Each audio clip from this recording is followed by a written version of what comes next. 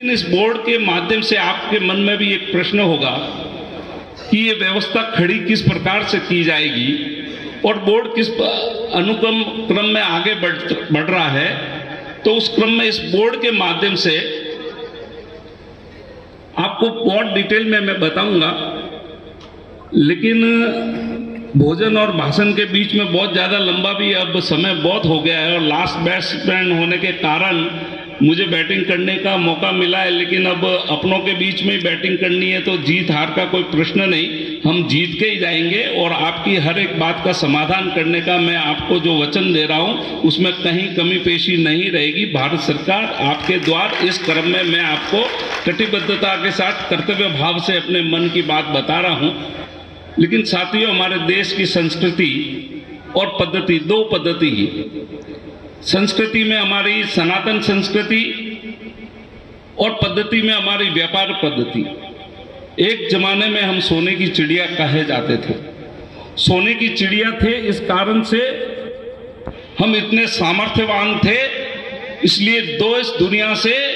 जिस प्रकार से हम लोगों को लूटने के लिए आए राज करके, और हम एक जमाने में 16वीं सदी में हम 25% की जीडीपी पे थे, घटकर हमारी क्या हालत हो गई थी। लेकिन विगत दिनों में माननीय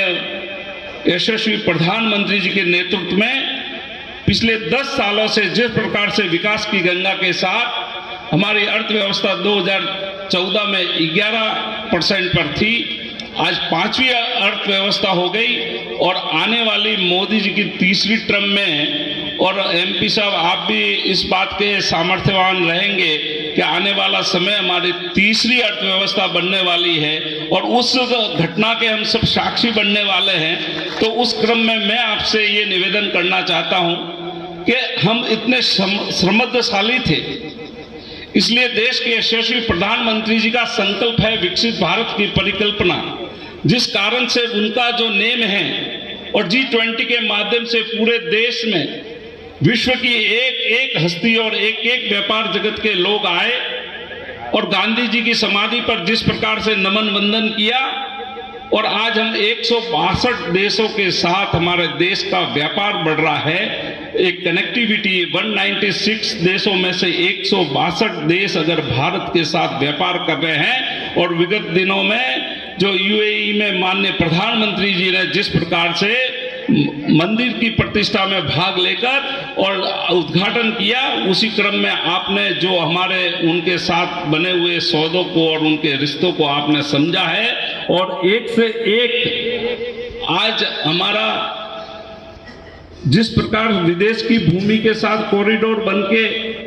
और हम किस प्रकार से आगे बढ़ना चाहते हैं, और देश के यशस्वी प्रधानमंत्री जी के नेतृत्व में व्यापार कैसे सुरक्षित हो, रक्षित हो, बाधित बिना का हो, उसके क्रम में इस बोर्ड का गठन किया है। और इस बोर्ड के गठन के माध्यम से मैं ये कहना चाहता हूं आपको कि इस बोर्ड में सबसे बड़ी जो बात है वो जो हमारा जितने भी एक्ट है, जो पुराने कानून कायदे हैं, उसमें कैसे परिवर्तन हो, जो हमारी नीतिगत उपाय है उसके बारे में हमको संज्ञान लेके व्यापारियों के बीच में बात करके उसमें कैसे प्रावधान को आगे बढ़ाया जाए। उसके साथ साथ हमारे जो लोन की सिस्टम है, व्यापारियों को जो जिस प्रकार से बैंक से लोन से लगाकर अनेक प्रकार की सुविधाएं हैं, उसमें कैसे सरलीकरण हो, व्यवस्थित हो, सुविधापूर्ण हो, उसके लिए हमने बोर्ड के गठन होने के बाद बोर्ड में ये निर्णय कर लिया, एमएलए साहब हमने ये निर्णय कर दिया कि अब आने वाले समय में जो महीने की हर बैंक की स्टेट की मीटिंग होती है उसमें हमारे माननीय सदस्य उसके सदस्य बनेंगे, ताकि आपके राज्य के व्यापारियों की खाना खाया जाता है तो उस खाने की प्रशंसा की जाती है कि खाना अच्छा था। और एमपी साहब, कोई कार्यक्रम सफल तब माना जाता है जबकि जितनी कुर्सियां लगाई हो और कुर्सियां फूट जाती है। मैं मंच पर बैठे हम सब देख रहे हैं कि लगातार लोग बढ़ते जा रहे हैं और कुर्सियां आती जा रही है और कुर्सी बढ़ती जा रही है, इसलिए विजय भाई और राजेश भाई आपको तहे दिल से अभिवादन करता हूँ, आपका धन्यवाद करता हूँ। मेरा आना आज सार्थक हुआ कि कोई कार्यक्रम, आपका छोटा जिला है, आपको भी आश्चर्य होगा भारत सरकार से बोर्ड का चेयरमैन हमारे खंडवा में आ रहा है, लेकिन यहाँ विराजित एमपी साहब, माननीय दोनों एमएलए साहब, महापौर जी, इस कार्यक्रम का आयोजक राजेश जी और राजू भाई, जिनसे अभी बहुत अच्छे से मेरी बात हुई, पुरानी हमारी मित्रता है। मैं आपके यहाँ पहली बार नहीं आया, आप में से कई लोग मुझे जानते हैं, और रिश्ते हैं तो रास्ते हैं। मैं पिछली बार माइनॉरिटी कमीशन ऑफ इंडिया का I am first Jain member होने के नाते मैं honourable prime minister 15 point programme की मीटिंग लेने कलेक्टर ऑफिस आया था, और उस समय मेरी और विजय बाबू की दोस्ती हुई थी। रिश्ते हैं तो रास्ते हैं, रिश्ता निभाने आज आया हूँ, रास्ता निकला। तो विजय भाई शुद्ध रूप से आप व्यापारी हो, राजेश भाई आप शुद्ध रूप से व्यापारी हो, और एमपी साहब आप भी पक्के व्यापारी हो, कि मेरा 3 बार कार्यक्रम तय हुआ और मेरा लगाव था। एक बहुत बड़ा अभाव था,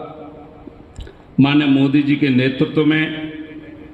विकास की लहर से एक प्रभाव पड़ा। अभाव में प्रभाव से पूरे देश ने, विश्व को मोदी जी से लगाव हो गया कि हम अभी कलयुग में, इस मोदी युग में, इस रामलला की प्रतिष्ठा करने के बाद आज पहली बार आप और हम, भारत सरकार और आपका जिला आमने सामने हम मिल रहे हैं। तो आप सबका अभिवादन करता हूं, आप सबका वंदन करता हूं। जब मैं पिछली बार आया था तब भी मेरा भव्य कार्यक्रम समाज की तरफ से किया था, जब हमारा माइनॉरिटी के बेस पे कार्यक्रम होता था। लेकिन मैंने कहा कि आप पक्के व्यापारी हो कि मेरा कार्यक्रम तय करने के लिए विजय भाई ने कहा, प्रणाम करता हूं साहब, 1 मिनट आप लाइन पे रहिए, मैं राजेश जी को लाइन पे लेता हूं। और दोनों लाइन पे आए और मेरे से तारीख तय कर ली। फिर मैंने कहा ऐसे तय नहीं होगा, एमपी साहब से पिछली बार बात हुई थी, उनको भी लाइन पे ले लीजिए। तो हमने ऐसा व्यापार चलाया महापौर जी कि आपस में टेलीफोन की बात करके, यानी शुद्ध रूप से व्यापारी मन से मैं आपके बीच में आया हूं, और शुद्ध रूप से आपके सारे उद्बोधन से, आपके उद्गार से, आपकी समस्या को मैं सुझाव समझता हूं, और उन सब सुझावों पर ध्यान दिया जाएगा, ये मैं आपके सामने कर्तव्य भाव से बात करता हूं। लेकिन साथियों, मेरे साथ आए,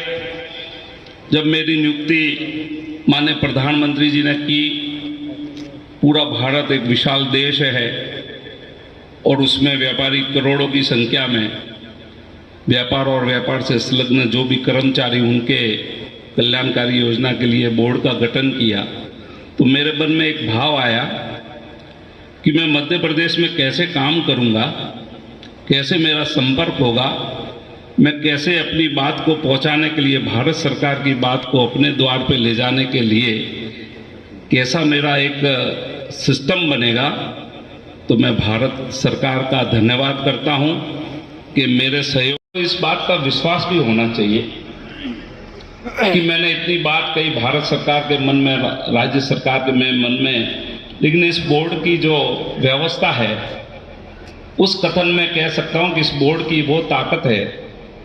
कि भारत सरकार की 9 मिनिस्ट्री, जिसके सीनियर जॉइंट सेक्रेटरी हमारे साथ बोर्ड मेंबर हैं, जैसा माननीय सदस्य ने भाई आपके बीच में कहा, चाहे वाणिज्य डिपार्टमेंट है, चाहे फाइनेंस डिपार्टमेंट है, चाहे रेवेन्यू डिपार्टमेंट है, चाहे लेबर डिपार्टमेंट है, चाहे एग्रीकल्चर डिपार्टमेंट है, चाहे एमएसएमई है, और लास्ट में नीति आयोग तक, चाहे आईटी है, ये सारे डिपार्टमेंट के, अब व्यापारी को इन डिपार्टमेंट के अलावा, आप सीए महोदय यहाँ बैठे हैं, आपके चैम्बर के पूर्व और अभी के अध्यक्ष बैठे हैं, इसके अलावा तो अपने को और डिपार्टमेंट की आवश्यकता नहीं पड़ती ना। देखिए, लॉ एंड ऑर्डर में तो आप चिंता मत करना कि एक जमाने में लॉ एंड ऑर्डर के समय में जब त्यौहार होते थे और उस समय बम धड़ाके इस देश में होते थे, लेकिन माननीय मोदी जी के नेतृत्व में सरकार बनने के बाद वो दिन अपने लिए भूतकाल हो गए और आज हमारे को किसी भी प्रकार से, लेकिन वो बम धड़ाके में सबसे बड़ा नुकसान होता था वो व्यापारियों का होता था। लेकिन आज सुख शांति और सहमति के साथ जिस प्रकार से देश आगे बढ़ रहा है, तो मैं कह रहा हूं कि ये 9 डिपार्टमेंट के जॉइंट सेक्रेटरी, जिस डिपार्टमेंट की हम लोगों को, जैसे आपने कहा कि हमारे यहाँ पर बाजार की व्यवस्था में सुविधा होनी चाहिए, पार्किंग की व्यवस्था में सुविधा होनी चाहिए। विगत दिनों में मैं गोवा में गया था। गोवा में वहाँ एमपी साहब, गोवा के चीफ मिनिस्टर भी हमारे साथ कार्यक्रम में थे।